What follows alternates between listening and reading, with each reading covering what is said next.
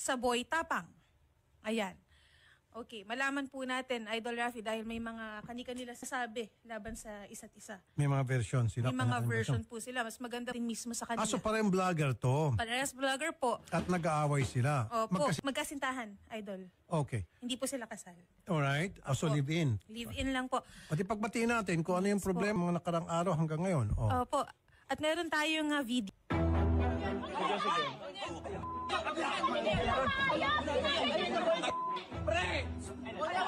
Yan po si Boy Tapang. Bago kang lukuhay, tariyak kami mga Bisaya!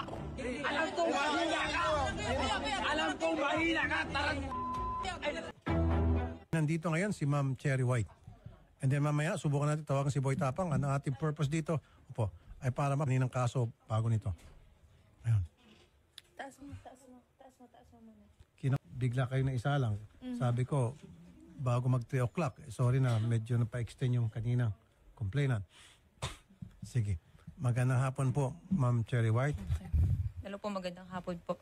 Nasabi na po sa amin kanina ni Sherry yung problema at susubukan po namin, tingnan namin kung pwede natin maayos pa to. Gaano katagal na po magkasintahan ni Boy Tapang? Start po nung December 13. Dito lang po, bago lang. Wala pang 1 year, December 13. Okay. Well, sayang naman po yun. Kahit paano, December, January, February, 3 buwan na kayo. Ano bang pinag-ugatan ng away ninyo? Ito po kasi yun eh. Pinagbintangan ako na nag-hack po daw ako ng Facebook.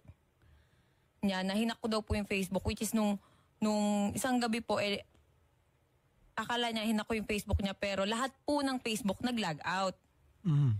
Nag-message siya sa akin na ipapat mga ebidensya daw po siya na pinapahack ko yung account niya, yung Facebook niya. Anong ebidensya pong hawak niya? Hindi ko po alam. Nung gabi po yun, lahat yun nag-log out yung Facebook. Pero kung kayo po ay magkasintahan, ba't kinakailan po ay i-hack yung kanyang Hindi ko nga po alam. Hindi ko po gawain yun. Pero yan po iba na-explain mo na sa kanya? In-explain ko po, pero sunod-sunod yung rant niya sa akin. Sinasabihan niya pa ako ng bad words na, ulul ka, alam ko ikaw. Sobrang lambing niya. Sobrang bait niya. Okay. Maganda yung sinabi mo. So, Opo. ano sa tingin mo ang dahilan nung sobrang bait niya, sobrang lambing niya, biglang nag 360 degrees? Sir, selos. Ayun. Yan Selos. sinasabi nila, huwag ka kasing magkaroon ng kasintahang maganda. Oo, di ba? Pero hindi po siya yung sinaktan ko. Opo. Yung mga kaibigan niya. Sir, dinipensahan ko po kasi yung sarili ko. Bumaba ako dun sa resort, nakapanty ako, nagsiswimming po ako dun that time. Opo. Tapos, pag akyat, Sinisingil siya yon. Diniklara niya yon sa kanya. Okay. So ano pa po yung kanyang hinaing? sa social media, yung mga luxury bag ko daw po ay galing sa sugar daddy.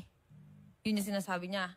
Na pinost ko, galing po yun sa sarili kong pinagpaguran yun. Yun yung ko kasi may mga nagko-comment sa akin, yung bag mo galing naman siya sa sugar daddy mo. Siyempre, nasasaktan ako, sir. Yung mga ganun na, nadadamay din po yung anak ko sa mga comment.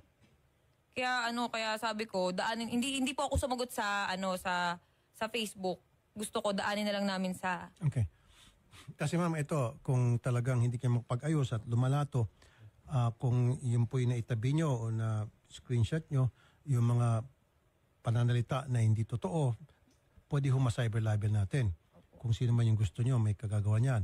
Lalo yung sinasabi na ikaw ay walker, ikaw ay ganito, ganon, na below the belt po yun. Saka po yung